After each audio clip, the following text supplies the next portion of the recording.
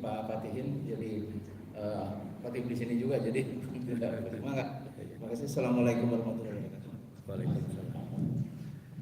Assalamualaikum warahmatullahi wabarakatuh. Alhamdulillahilladzi arsala rasulahu bil huda wa dinil haqq liyudhhirahu 'ala ad-dini kullihi wa kafaa billahi shahida. Asyhadu an la ilaha illallah wahdahu la syarika lah wa asyhadu anna Muhammadan abduhu wa rasuluh.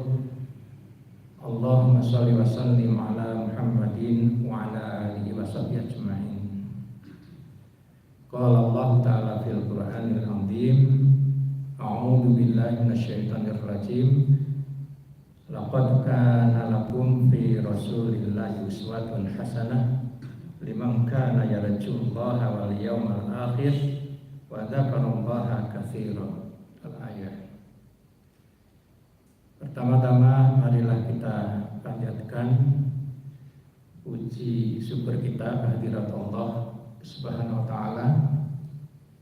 Dialah yang telah mencurahkan berbagai kenikmatan kepada kita sekalian, baik nikmat lahir maupun nikmat batin, terutama nikmat iman yang masih ada di dalam hati kita. Salawat dan salam semoga terlimpahkan kepada junjungan alam Nabi kita Muhammad sallallahu alaihi wasallam, kepada keluarganya, sahabatnya dan pengikutnya yang setia hingga akhir zaman. Hadirin jemaah pengajian rutin malam Rabu ya, Masjid Nurul Jamil yang kami hormati. Kita patut bersyukur karena masih ada upaya kita untuk menyisihkan waktu mencari ilmu, atau istilah kita ngecasnya, atau mengupgrade pengetahuan kita tentang ajaran Islam, dan ini harus kita upayakan ya, artinya di tengah-tengah kesibukan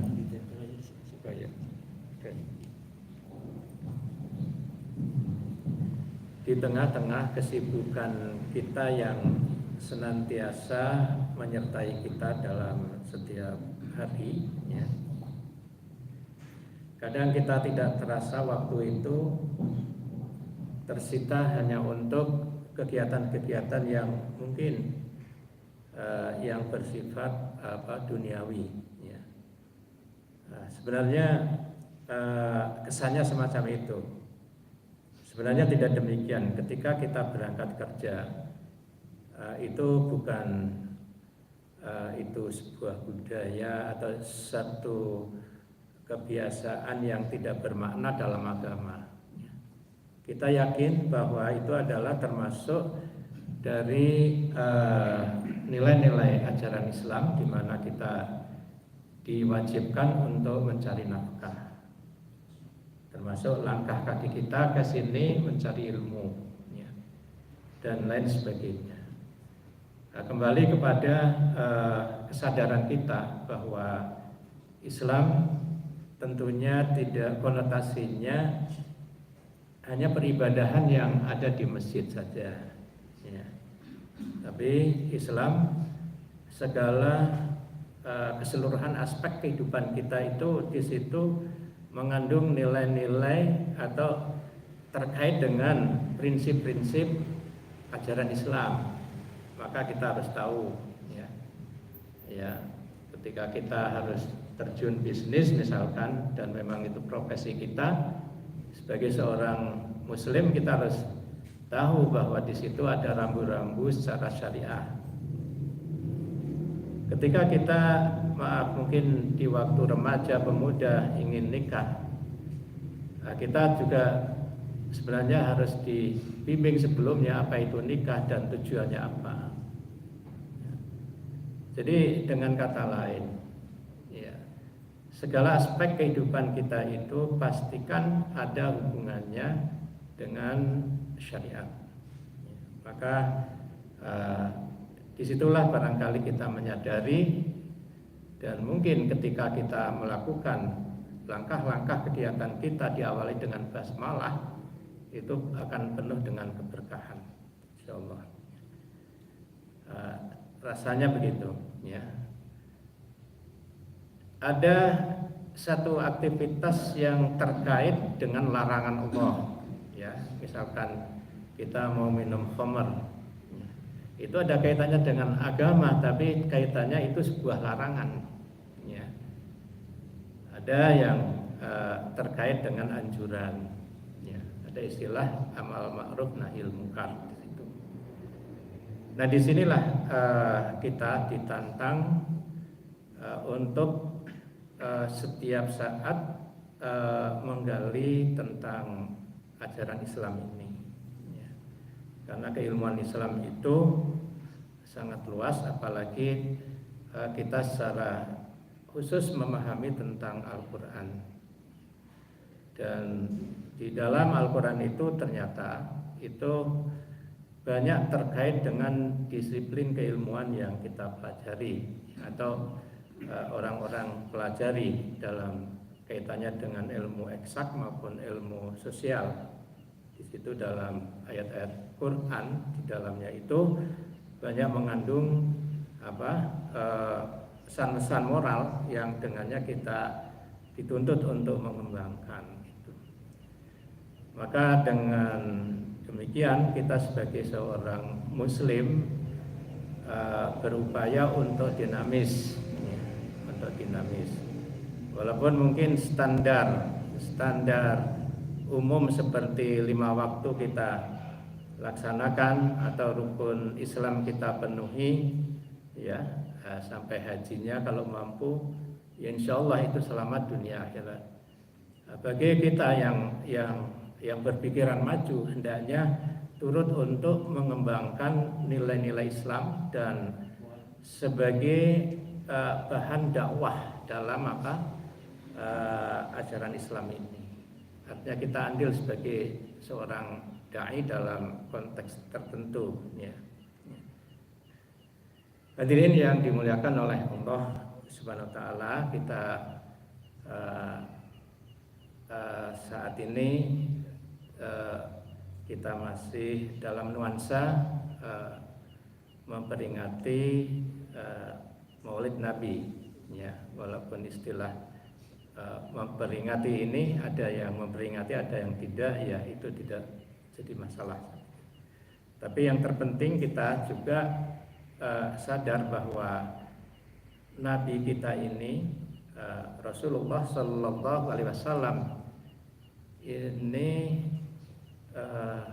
pribadi yang ada di dalam dirinya itu sangat agung. Dan Quran sendiri menyatakan, A'udzubillahi minasyaitonirrajim, laqad kana lakum fi Rasulillahi uswatun hasanah. Laqad sungguh benar-benar, ya. Kana adalah lakum bagi kalian, fi Rasulillah pada diri Rasulullah itu uswatun, uswah, ya, suri tauladan, hasanah yang baik. Liman kana, li bagi man orang yang kana adalah ya Rasulullah, mengharapkan rahmat Allah, wal yaumal akhir dan juga hari akhir. Wa dzakara dan ya banyak mengingat, ya. Ia mengingat atau zikir Allah kepada Allah katsirah, banyak. Hadirin yang dimuliakan oleh Allah Subhanahu wa taala, dari ayat ini tentunya kita tergugah, terdorong untuk memahami apa yang ada pada diri Rasul kita Muhammad Sallallahu Alaihi Wasallam, karena Quran menyatakan uswah hasanah. Ada satu penjelasan tentang uswah itu menurut Al-Asfihani, itu ini ahli Quran, ya, bahasa Quran. Itu keadaan seseorang mengikuti orang lain, ya, baik dalam keadaan baik maupun jelek, berbahaya atau tidak. Nah, kemudian diterjemahkan mengikuti perilaku orang lain. Jadi orang yang mengikuti perilaku orang lain, apa yang dilakukan oleh orang tersebut itu disebut uswah. Kemudian hasanah itu adalah perolehan manusia yang menyenangkan berupa nikmat-nikmat baik jasmani maupun keadaan lainnya. Lawan dari hasanah adalah sayyi'ah atau buruk. Nah, disinilah kita berupaya untuk memahami apa yang ada dalam diri Nabi kita. Ya, itu bisa disebut sebuah kepribadian Rasul. Apa yang ada pada diri Nabi dari ujung rambut sampai ujung kaki, baik itu secara fisik maupun non fisiknya, itu bisa disebut unsur-unsur kepribadian yang dimiliki oleh seseorang. Nah, kalau Al-Quran menyebutkan uswah hasanah secara keyakinan itu benar adanya.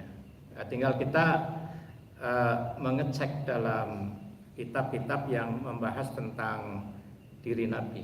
Ada satu koleksi hadis Tirmidzi dan sudah diterjemahkan itu di penerbit Diponegoro, itu judulnya Pribadi Rasulullah Sallallahu Alaihi Wasallam. Di situ rangkaian hadis-hadis yang berbicara tentang diri Nabi, dari mulai cara jalan Nabi, tutur kata Nabi, cara makan, bagaimana Nabi bercengkrama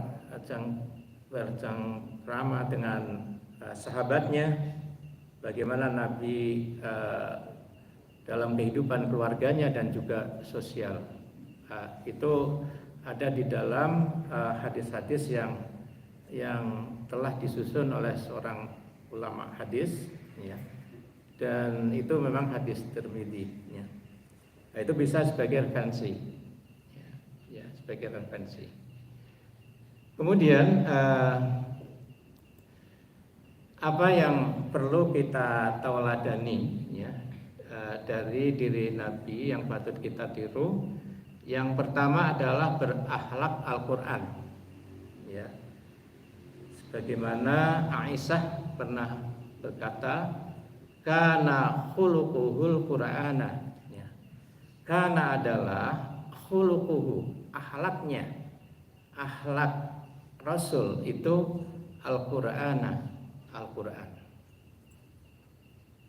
Artinya apa yang dilakukan oleh Nabi dalam setiap harinya itu semua tidak terlepas dari hukum yang ada di dalam Al-Quranul Karim.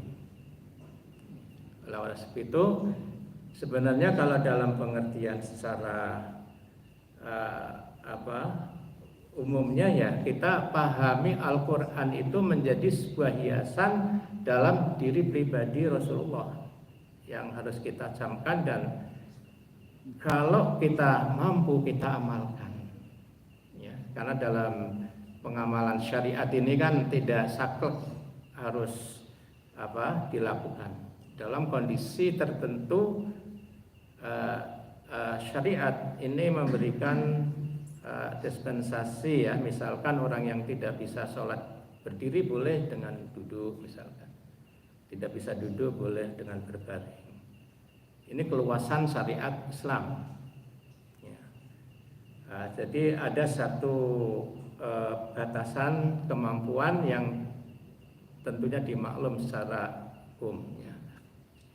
Fattaqullaha mastata'tum, bertakwalah Anda menurut kadar kemampuan, ya. Jadi kalau dituntut 5 kita nggak mampu 5, ya tidak harus memenuhi 5, mungkin 4 mampunya, misalkan. Seperti misalkan ibadah haji itu kan menjadi rukun dalam diri seorang muslim, ya. Kalau rukun itu dalam kaitannya dengan ibadah sesuatu yang harus terpenuhi, kalau enggak ibadah itu enggak sah, ya. Rukun, tapi ada embel-embel bagi yang mampu, Nah, yang tidak mampu bagaimana? Ya bersabar dan berusaha. Gitu. Jadi dalam konteks ini ya, dengan misalkan haji ya, saat itu nggak mampu, tapi bukan berarti terus memvonis dirinya tidak mampu. Itu saya pikir salah. Artinya apa? Berusaha. Baru kalau sudah seoptimal mungkin usaha ke sana kemari, pada akhirnya nggak mampu, ya itulah memang takdir tidak mampu. Tapi insya Allah bismillah kalau usaha, mudah-mudahan Allah memberikan jalan. Sisi lain ada orang yang secara finansial, maaf ini masalah haji ya, mampu tapi dalam kondisi lain dia nggak mampu atau mentalnya gitu. Nah, disinilah maksudnya tadi bahwa dalam menjalankan syariat Islam itu ada satu kondisi-kondisi tertentu yang ketika tidak mampu dimaklumi ya. Dan tentu tidak selamanya tidak mampu, harus kita berupaya untuk apa? Mampu. Dalam kondisi tertentu ya, darurat misalkan. Hadirin yang dimuliakan oleh Allah Subhanahu wa taala, kalau akhlak Nabi itu Quran dan kepribadian diri Nabi itu terhiasi oleh nilai-nilai Al-Quran, kenapa kita tidak menggali Al-Quran dan untuk kita jadikan satu metode dalam kehidupan kita ya. Maaf, bukan kita belum mengamalkan Quran, kita semua sudah. Kita kan sudah sholat karena itu ajaran Al-Quran, perintah dari Al-Quran. Bagaimana sholat kita melihat hadis Nabi misalnya. Kita zakat, kita bermuka manis kepada tetangga, itu semua nilai-nilai Al-Quran. Ya, jadi alangkah baiknya walaupun kita sebagian secara sadar atau tidak sadar kita itu telah melaksanakan nilai-nilai ajaran ini, alangkah baiknya juga kita berulang-ulang mengkaji ayat-ayat Al-Quran yang diharapkan kita termindset dalam pikiran kita apa yang terkandung di dalam Al-Quran. Kita disuruh sholat itu kan membaca Al-Fatihah itu berulang-ulang. Pertanyaannya, sudahkah kita termindset dengan nilai-nilai Al-Fatihah itu? Belum. Sudahkah kita menjiwai, memahami makna yang terkandung di dalam Al-Fatihah itu atau belum? Atau hanya mengulang-ulang membacanya? Nah, tentu yang diharapkan itu bisa menjadi ruh dalam diri kita. Ya, maka kita harus paham maknanya, paham tafsirnya, dan kita belajar untuk menjabarkan dalam kehidupan sehari-hari. Ya. Minimal memang membaca, ya. Baca karena Al-Quran ketika kita baca, walaupun kita tidak tahu artinya, ternyata kita dapat poin pahala. Nah, tentu dengan ikhlas ya membacanya. Baik, ada satu kepribadian Nabi yang tergambarkan dalam Al-Quran, yaitu surat Ali Imran ya, ayat 159. Ini disebut-sebut ayat yang berkaitan dengan kepemimpinan ya. Jadi kepribadian Nabi dalam kepemimpinan ya. Ayat ini saya pikir sudah populer dan mudah-mudahan Bapak-bapak sudah paham ya ini ayat. Baik, kami bacakan. A'udzubillahi minasyaitonirrajim. Fa bima rahmatin minallahi linta lahum walau kunta faddan ghalidul qalbi lam faddu min haulik. Fa bima, maka sebab rahmat minallah dari Allah. Maka oleh sebab rahmat dari Allah, linta engkau bersikap lemah lembut. Ya, ini Allah katakan kepada Nabi Muhammad, linta engkau bersikap lemah lembut. Yang dimaksud anta di situ adalah Nabi Muhammad. Karena ini konteksnya ayat turun terkait dengan perang Uhud. Kita semua tahu bahwa perang Uhud itu perang yang 50-50 lah bisa dikatakan. Pertama memukul mundur, kemudian kelengahan dari sebagian sahabat yang ditugasi untuk memanah di lereng Uhud itu ikut turun ngambilin harta ghanimah. Padahal Nabi sudah mewanti-wanti, apapun yang terjadi di bawah Anda jangan turun. Ketika itu lengah. Apakah kalau kita analisa ini sebuah hal yang merupakan sifat manusia, kadang teledor begitu ya. Orang kafir tahu ketika sudah dipukul mundur muter lagi, ketika bukit itu sebagian orang turun, masih sebagian kecil dihajar oleh orang-orang kafir, dan mereka yang kukuh untuk mempertahankan lereng itu imannya sangat tinggi, karena terngiang dengar panglimanya yaitu Nabi bahwa apapun yang terjadi di bawah Anda jangan turun. Maka dia gugur sebagai syuhada, dan banyak di dadanya itu menancap panah-panah sampai puluhan. Itu luar biasa, itu imannya. Nah saat itu terjadi satu kondisi krisis lah dengan kata lain ya, dalam pasukan muslimin saat itu. Dan Nabi sendiri kan dikejar-kejar sampai diisukan meninggal ya. Tapi Allah masih menyelamatkan. Nah kondisi yang sangat memprihatinkan itu, Nabi masih mampu berkomunikasi dengan baik. Di sini disebut linta lain. Jadi lemah lembut menghadapi mereka pasukan-pasukan yang salah tadi, masih bisa berkomunikasi dengan baik. Nah, ini karena sebab rahmat dari Allah. Walau kunta, dan jikalau Anda Muhammad, keadaan kamu Muhammad faddon ya, berbudi kasar, mungkin karena personelnya ada yang salah, mungkin saja ada yang dipecat atau dimaki-maki dan lain sebagainya. Kalau Anda berbudi kasar, ghalidul qalbi, dan berkeras hati, lang faddu min haulik, lang faddu, niscaya mereka bubar, mereka lari, mereka akan meninggalkan kamu. Nah ini satu jawaban. Kalau sebab orang itu berbudi kasar, berhati keras, ada istilah orang mengatakan membatu hati.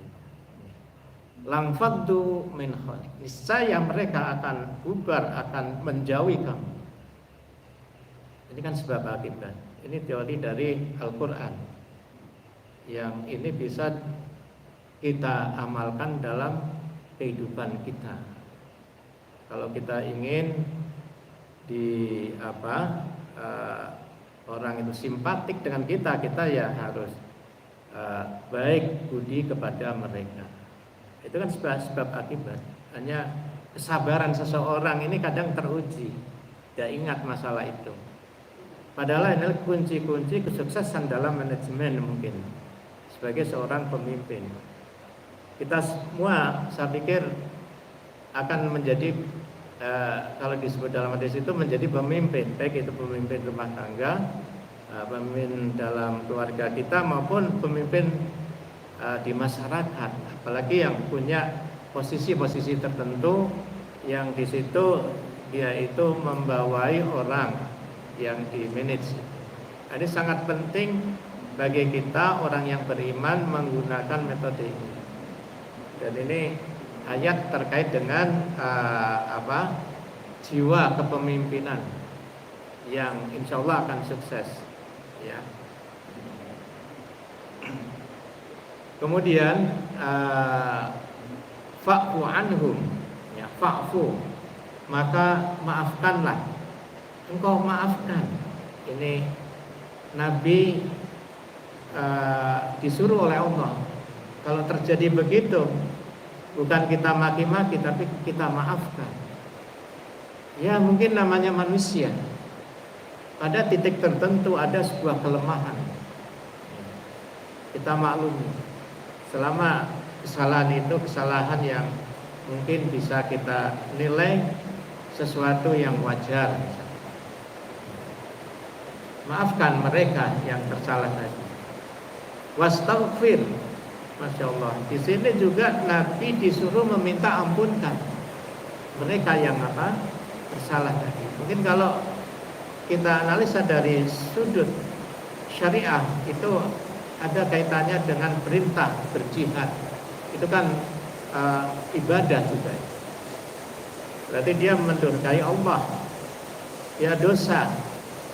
Dan Rasul sebagai orang suci itu diminta supaya memaafkan, minta ampunkan kepada Allah mereka karena mereka salah. Adakah jiwa-jiwa yang seperti ini ada pemimpin-pemimpin kita yang membawai berapa personel atau berbagai orang? Kalau ini terjadi luar biasa, akan insya Allah berhasillah apa yang diinginkan. Wastaghfir lahum, dan minta ampunkanlah lahum untuk mereka. Wasyawirhum, dan bermusyawarahlah kepada mereka. Nabi diminta walaupun dia sudah tersalah, bagaimanapun dia adalah pasukan-pasukan handal yang perlu diajak ngomong, perlu diajak diskusi tentang masalah peperangan. Kalau dalam konteks ayat ini, mungkin dalam konteks umum musyawarah itu penting untuk mencari satu keputusan yang lebih bagus, karena dari berbagai pemikiran bisa disatukan dan bisa mengiyakan bersama. Sisi lain, ayat ini juga menganjurkan di samping berbuat baik kepada yang dipimpin, dan juga kita membuka diri untuk tukar pikiran, untuk bermusyawarah. Karena musyawarah ini adalah satu perintah agama. Apalagi dalam urusan-urusan yang sangat penting, itu perlu orang-orang yang punya kompetensi dalam masalah tertentu, untuk masalah tertentu dimintai pemikirannya. Jadi terbuka. Seorang pemimpin yang terbuka menerima kritikan atau memberikan masukan, tentu tidak diterima dan tanpa dipertimbangkan. Kalau itu baik, apa salahnya menjadi satu masukan yang bisa dijadikan satu rumusan untuk kebaikan. Fil amri, dalam urusan, ya, fil amri, amri urusan dalam konteks ini memang urusan militer, itu peperangan, ya, karena ini terkait dengan. Tapi dalam makna umum, ya urusan apa saja perlu adanya musyawarah. Faida azamta, maka apabila azamta, engkau telah berazam. Azam itu satu tekad, niat kuat untuk melakukan satu cita-cita yang kita canangkan. Fatawakkal ala Allah, maka bertawakallah kepada Allah. Jadi tekad itu kan memulai dari hati kita, diri kita, tertuang dalam sebuah konsep, dan mungkin diiringi dengan prosedur yang harus kita lengkapi, apa yang menjadi uh, sarana untuk menuju cita-cita itu kita lengkapi, baru tawakal kepada Allah. Jadi makna tawakal itu menggantungkan urusan kita kepada Allah itu setelah dipersiapkan dengan matang. Karena kita mau berupaya, terima kasih, nilainya bagus dalam ujian, nggak bisa serta-merta langsung bertawakal kepada Allah tanpa adanya usaha dulu, belajar. Itu semacam itulah. Nanti insya Allah dengan berpayah-payah belajar, seiring dengan itu insya Allah ada satu kemudahan, ada satu nilai bagus, insya Allah akan menjelma dalam nilai prestasi yang baik. Jadi usaha, ya, baru tawakal kepada Allah. Nah, tawakal ini ciri daripada manusia punya Tuhan. Tidak semuanya seakan segalanya pasti tercapai karena dirinya. Nah, itu jangan-jangan mentuhankan akalnya nanti.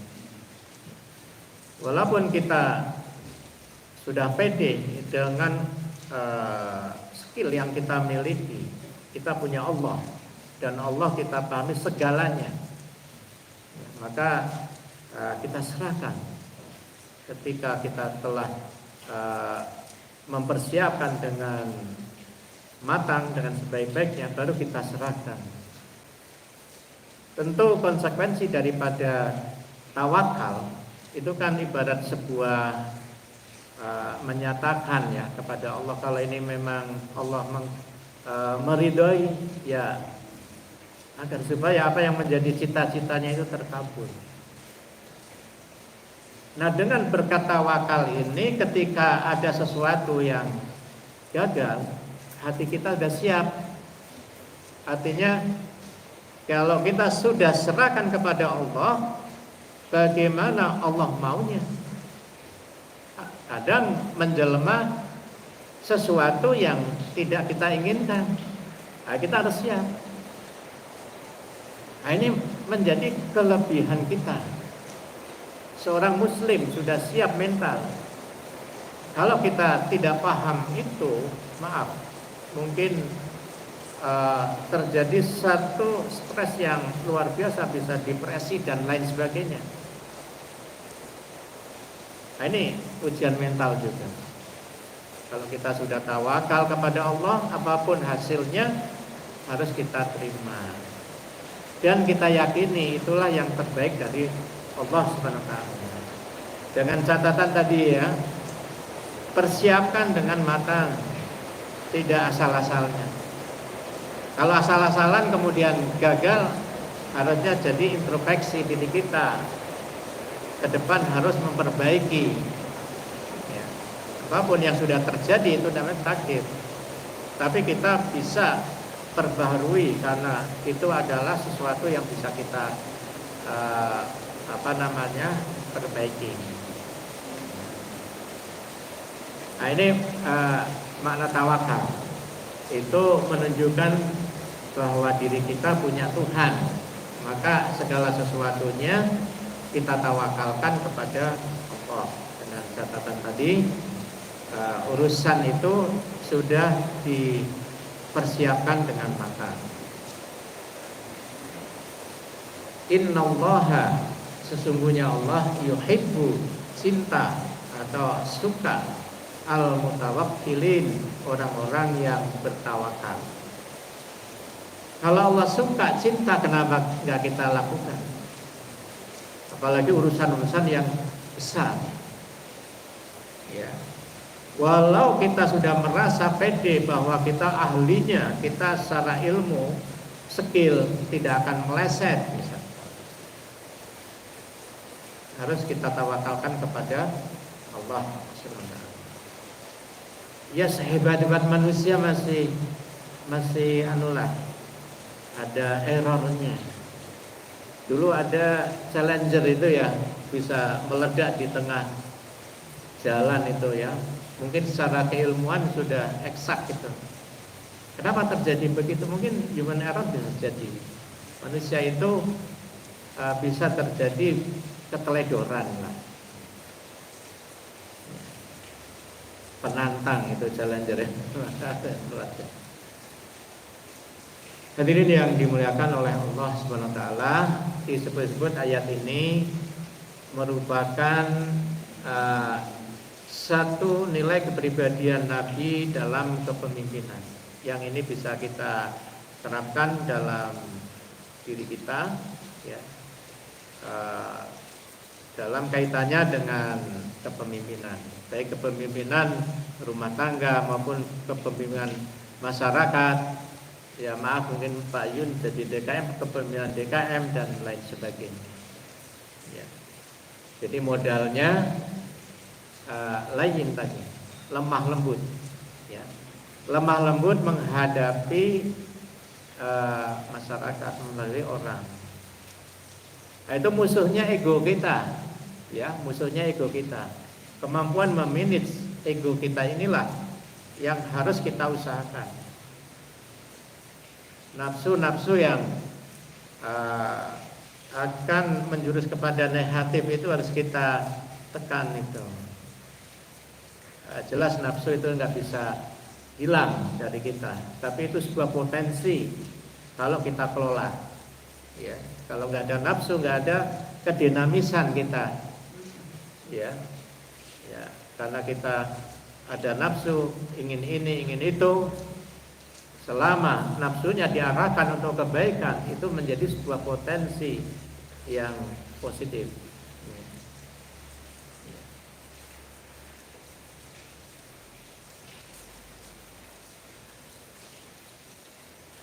Kemudian kepribadian Nabi Sallallahu Alaihi Wasallam dalam menaruh belas kasih kepada orang-orang yang beriman. Ini disebut dalam surat Al-Fath ayat 29. A'udzubillahi minasyaitonirrajim. Muhammadur Rasulullah. Muhammad yaitu utusan Allah. Walladzina, dan orang-orang yang ma'ahu beserta Muhammad, asyidda. Ya, asyidda itu bersifat keras atau tegas, ya. Alal kuffar, terhadap orang-orang kafir. Ruhama ubainahum, dan saling kasih sayang di antara mereka, yaitu orang-orang beriman. Tarahum, kamu melihat mereka rukkaan sujadan, rukuk dan sujud, ya, bersama-sama sholat berjamaah. Oh ya, bentar ya. Yabtaguna, mereka mengharapkan fadlan minallah, ya, fadlan, ya, keutamaan dari Allah. Waridwan, dan keridhaan. Simahum, sifat mereka itu fi wujuhihim, dalam wajah-wajah mereka, min atharis sujud, ya, dari bekas sujud. Nah, ini menjadi apakah secara fisik atau bagaimana? Ya. Kalau kita belajar dulu ada istilah ilmu prana, ya, ada semacam aura, ya. Itu insyaallah bagi orang yang ya, kita skor dulu ya. Ya.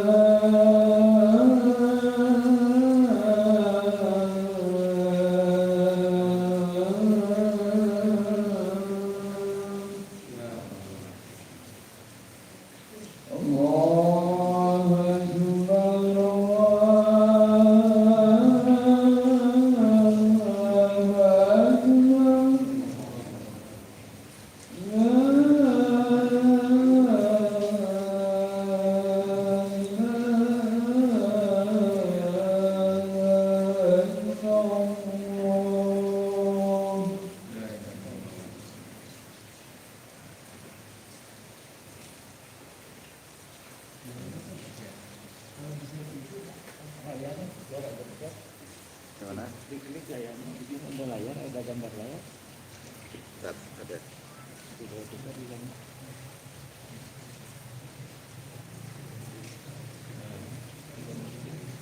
Tapi segitu. Punten, kita lanjutkan Bapak-bapak ya. Maaf ini supaya tuntas. Ini materi saya selesaikan dulu, baru nanti tanya jawab.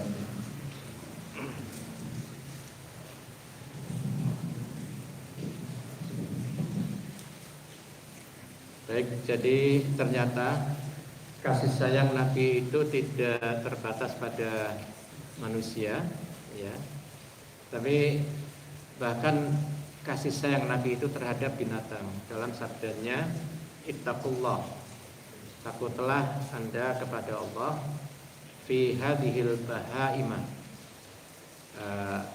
pada ini binatang atau pada binatang-binatang ini. Farkabu, maka naikilah oleh kalian binatang itu solihan dengan baik, ya. Wakuluha, dan makanlah oleh kalian binatang tersebut solihah dengan apa? Baik. Nah, disinilah kita dituntun oleh akhlak Nabi terhadap binatang pun kita tidak boleh sewenang-wenang. Walaupun binatang itu boleh dimakan bangkainya seperti ikan, namun tidak boleh kita banting-banting misalkan. Ya selayaknya biar kalau bisa prosesnya yang terbaik misalkan. Atau menyembelih juga kan kita dianjurkan dengan pisau yang tajam supaya prosesnya cepat. Nah, itu diantara etika ya terhadap binatang. Dan ini adalah sunnah Nabi.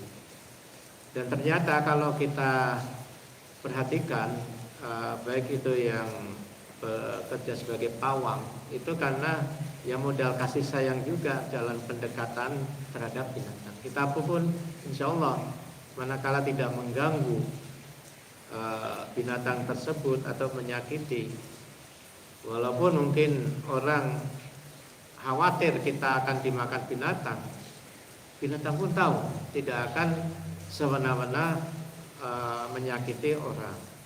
Ya, itu banyak terjadi dan contoh. Ya, seorang pernah tidur di sebelah gereja, sedangkan kalau malam itu banyak binatang buas, tapi nggak diapa-apain. Orang itu ditanya kenapa, dia dengan binatang itu tidak berbuat menyakitkan, walaupun semacam semut istilahnya. Jadi itu kembali ya, kita baik akan dibaiki insya Allah ya. Apalagi manusia yang punya akal ya, kadang galak-galak manusia itu sebenarnya bisa didekati juga ya, dengan dengan kebaikan ya. Nah, kasih sayang ini sebenarnya ajaran Al-Quran, ajaran Islam, sunnah Nabi yang harus kita kembangkan. Tapi istilah ini malah dikembangkan orang lain, konsep ini ya. Islam lebih dari itu tentunya.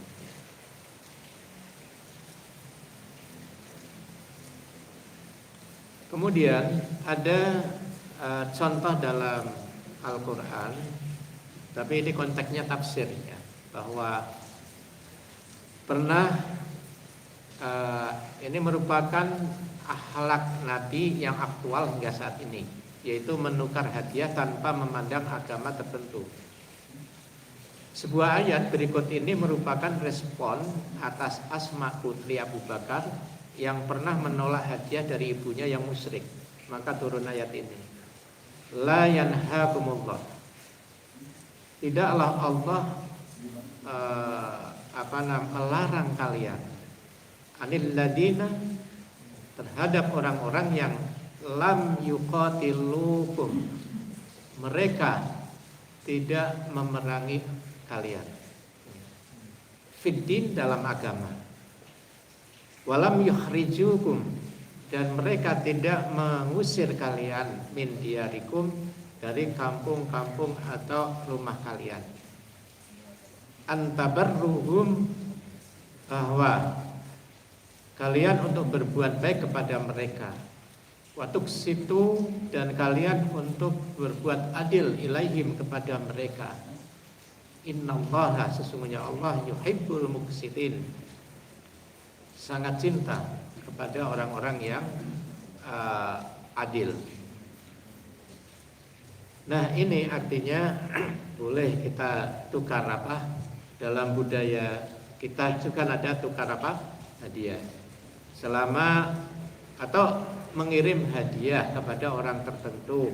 Maaf ya, mungkin kalau dalam birokrasi itu ada memberi hadiah kepada atasannya, selama itu niatnya ikhlas, ya, tidak ada embel-embel untuk sesuatu, itu menjadi sunnah itu, ya, menjadi sunnah. Ya. Nah, tentu barang yang kita tukar hadiah itu tentu barang yang halal tentunya, ya, bukan barang yang haram. Apapun perintah agama, kalau itu menggunakan barang yang haram tentu nggak boleh. Misalkan bangun masjid itu kan perintah, tapi kalau dari uang judi misalkan, itu kan haram, nggak boleh. Hadirin yang dimuliakan oleh Allah Subhanahu wa taala, barangkali itu kita dalam kajian Nabi, ya, berkaitan dengan kepribadian ini, kita menukil dari beberapa ayat dan terkait dengan kepribadian dalam hal tertentu. Tentu kalau kita bahas secara panjang lebar dari berbagai aspeknya, kepribadian Nabi tentu banyak, ya. Jadi kami mengambil dari aspek kepemimpinan, dari aspek kasih sayang, dan dari aspek sosial juga tadi berbagi hadiah, itu pada prinsipnya boleh gitu. Baik, itu barangkali yang bisa kami sampaikan. Selanjutnya kami buka tanya jawab, ya. Mangga, silakan, jangan berat-berat pertanyaannya. Silakan. Mengenai kepemimpinan Rasulullah, Ya. kan sangat menonjol sekali setelah hijrah ke Madinah. Dan di tahun kedua hijrah, Rasulullah bisa mendirikan negara yang disebut Sitistir, kan, negara kota Madinah. Bahkan kelebihannya itu, istimewanya itu, bisa membuat undang-undang yang disebut Shahifah Madinah, atau Madinah Charter.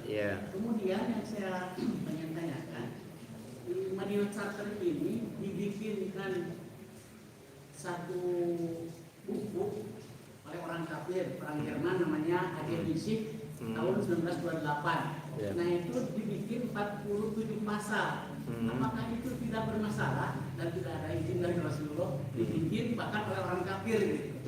Gitu aja, Ustaz. Ya, mungkin etikanya bisa bagusnya ada semacam konfirmasi atau koordinasi, ya, dengan lembaga Islamnya sebaiknya. Kalau mungkin di Timur Tengah itu bagusnya, ya. Kalau itu sudah menjadi hasanah ilmu yang ada dalam kitab atau buku, ya mungkin etikanya hanya sebagai satu catatan kaki dari mana sumbernya gitu. Itu untuk disertasi dokternya. Dari dokternya. Iya, saya pikir kalau selama secara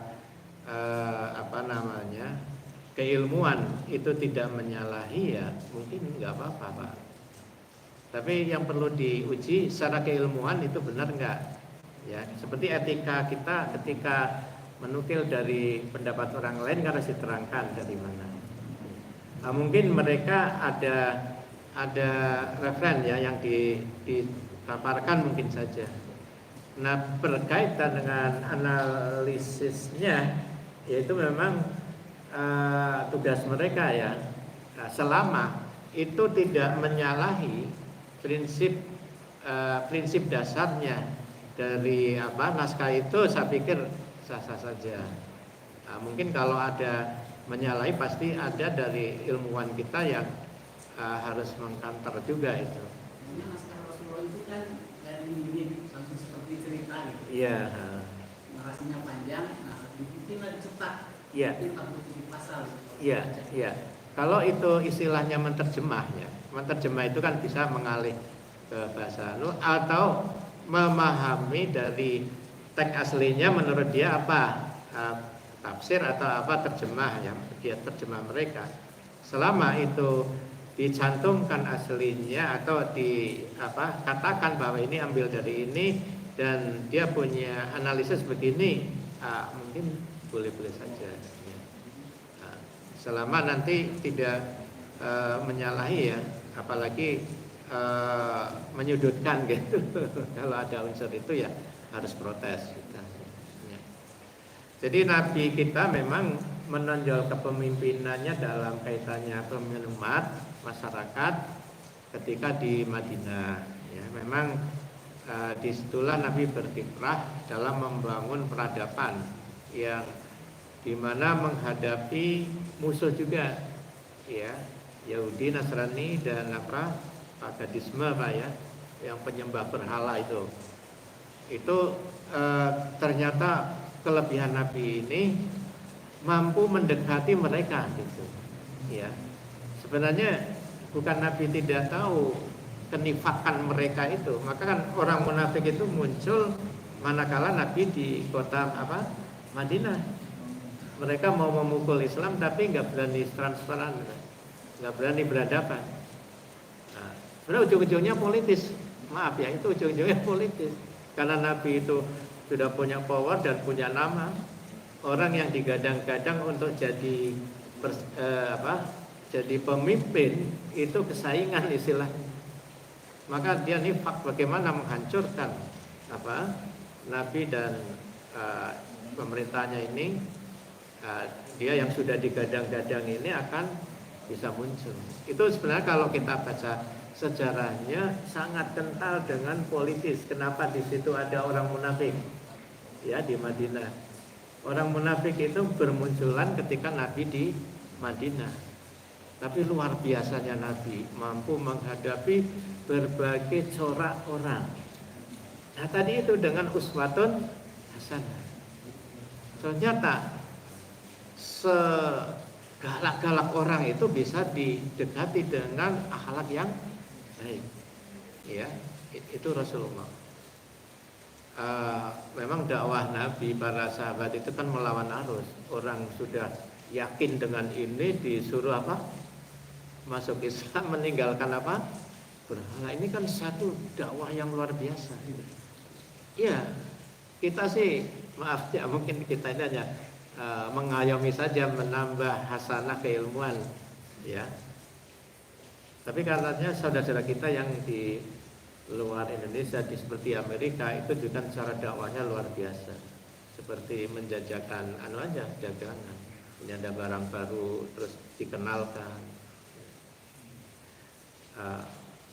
Ya mudah-mudahan ya dai-dai kita ini benar-benar dai yang siap dimanapun itu. Ya, untuk membina umat, ya, motif awalnya harus membangun umat gitu. Nah, mungkin yang bisa saya jawab begitu Pak. Ya mungkin yang lain silakan barangkali bisa melengkapi gitu.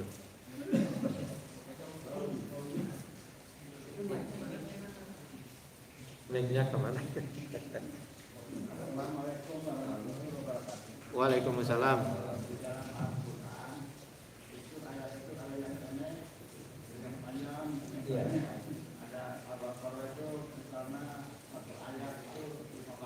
Iya. Tapi ada juga yang itu paling kecil 3 ayat. Nah itu kenapa demikian? Kemudian pertanyaan yang kedua, itu menamakan surah-surah itu didasarkan pada apa? Iya. Sebagai contoh misalnya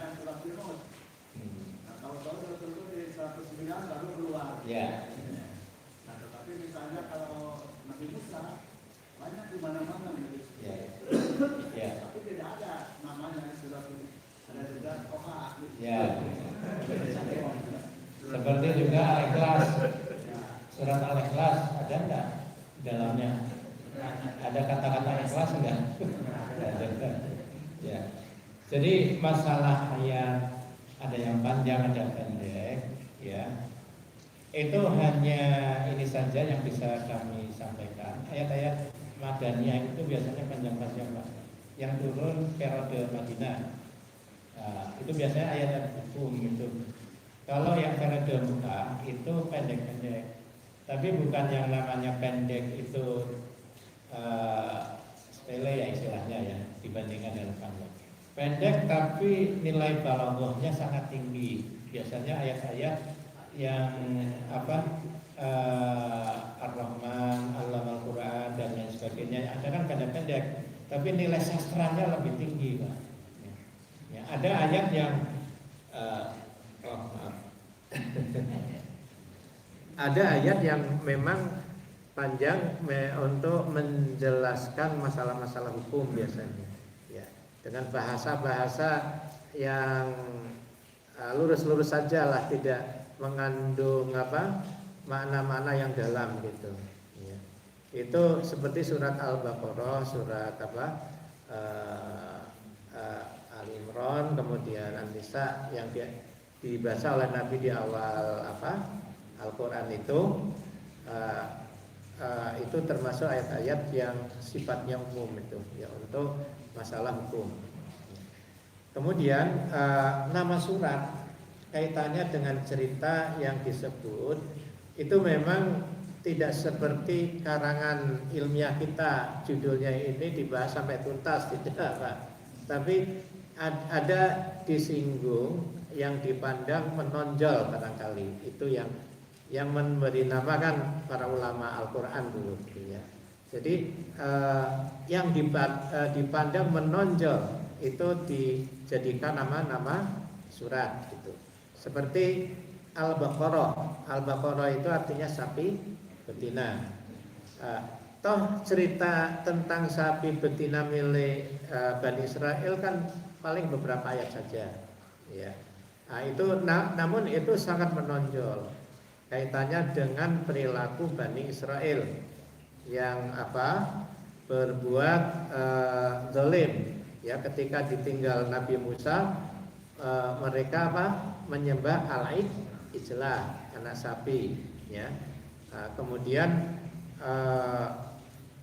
mereka melakukan satu pembunuhan di mana siapa pembunuhnya menjadi bahan cekcokan karena saling menuduh. Ketika Nabi Musa ditanya juga angkat tangan, mana buktinya? Maka Quran menyebutkan supaya menyembelih sapi betina. Ya. Untuk menyembelih sapi betina pun sifat Bani Israel itu terus bertanya gitu, sapi yang mana, warnanya apa? Padahal kalau cari sapi betina mana saja disembelih selesai apa yang dia inginkan. Tapi ini karena banyak tanya jadi memberatkan dirinya. Maka kriteria sapinya yang masih mulus, warnanya kuning emas, setiap orang yang melihatnya sangat tertarik. Dan itu satu-satunya sapi milik orang yang sangat patuh sama orang tuanya, dan itu hadiah dari orang tuanya. Ya. Tadinya nggak mau dijual, tapi karena Bani Israel berani mahal, ya, karena disuruh mencari sapi betina tersebut, maka dibelilah dengan harga yang mahal. Ya, ada yang menyebut kulitnya identik dengan emas, ya, harganya, ya. Wallahu alam, pokoknya jadi anak itu ibarat kalau dapat uang itu kaya mendadak. Apakah itu berkah karena patuh kepada orang tua atau apa? Ya, itu bisa pahami lebih dalamnya barangkali kaitannya dengan anak yang patuh dengan orang tua dan lain sebagainya. Nah, karakter Bani Israel inilah yang menjadi sorotan barangkali para ulama, sehingga dijadikan penyembelihan sapi betina atau nama sapi betina ini menjadi nama surat. pastikan nama surat itu pasti ada cerita atau esensinya dalam ayat tersebut. Sekarang Al-Ikhlas, Al-Ikhlas itu ada penyebutan Al-Ikhlas enggak dalam surat Qul Huwallah? Kan enggak ada, itu sebagai nama surat. Tapi esensi dari surat itu kan tauhid. Tauhid itu kan murni itu ikhlas. Ya. Jadi murni ya. Jadi tauhidullah, hanya iman kepada Allah. Lam yalid walam yulad walam yakul lahu kufuwan ahad. Jadi esensi dari isi surat itu terkandung dalam nama surat itu, terwakili oleh nama surat. Jadi tidak seperti karangan kita mau buat karangan judulnya apa, seperti karangan ilmiah itu kan sampai tuntas selesai ya, karena membahas fokus itu Quran namanya itu, tapi tidak membahas itu secara tuntas. Jawaban saya itu nampaknya ulama menyoroti hal-hal yang menonjol, yang dipandang perlu dijadikan simbol nama surat. Itu sementara itu. Ya maaf, mungkin silakan bisa dibaca dalam buku Ulumul Quran. Itu mungkin bisa kita temui nama-nama surat itu, siapa yang kenapa namanya ini itu. Yang bukannya Rasulullah sendiri sudah memberi nama masing-masing surat. Ya, wallahu alam ya. Tapi Rasulullah itu hanya membacakan, ya sudah ada sebenarnya di zaman Nabi sudah ada. Ya. Apakah terus diteruskan para ulama? Saya belum tahu. Ya, yang jelas itu ya para ahli Al-Quran akhirnya. Ya. Nabi itu mengakhiri hayatnya membaca Al-Quran bukan dari Iqra bismi rabbikal ladzi khalaq yang turun pertama kan itu, tapi kenapa dari Al-Fatihah, kemudian Al-Baqarah dan seterusnya.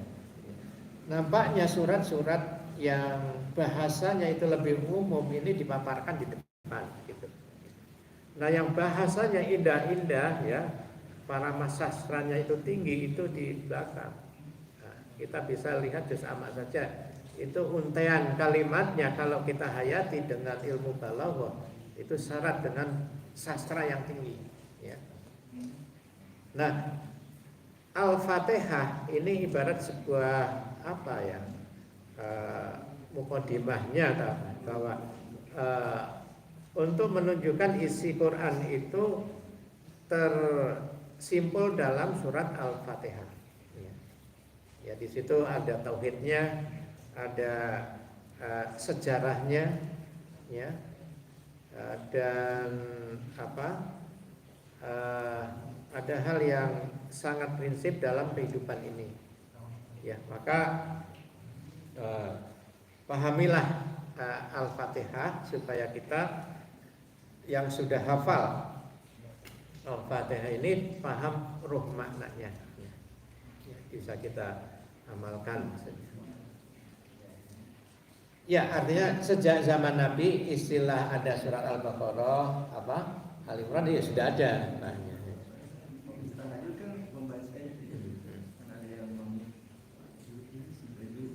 Ya.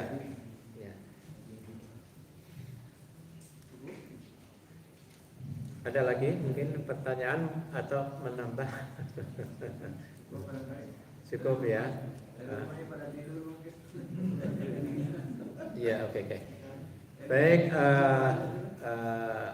barangkali apa yang bisa kami sampaikan itu untuk mengisi malam ini ya. Ini saya sebagai badal atau ban serep. Ya, mudah-mudahan apa yang kita sampaikan menjadi hasanah pengetahuan kita yang bisa kita kembangkan dalam kehidupan ini sebagai amal ibadah kita kepada Allah Subhanahu wa taala. Mari kita akhiri dengan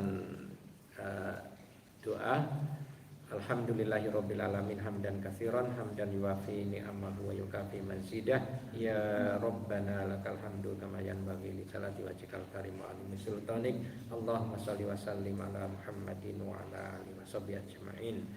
Rabbana dhalamna anfusana wa illam taghfir lana wa tarhamna lanakunanna minal khasirin. Allahumma arinal haqqan haqqan warzuqna ittiba'ah wa arinal batilan batilan warzuqna ijtinabah. Rabbana hab lana min azwajina wa dzurriyyatina qurrata a'yun waj'alna lil muttaqina imama. Rabbana atina fid dunya hasanah wa fil akhirati hasanah wa qina adzabannar. Subhana rabbika rabbil izzati amma yasifun wa salamun alal mursalin walhamdulillahi rabbil alamin. Wassalamualaikum warahmatullahi wabarakatuh.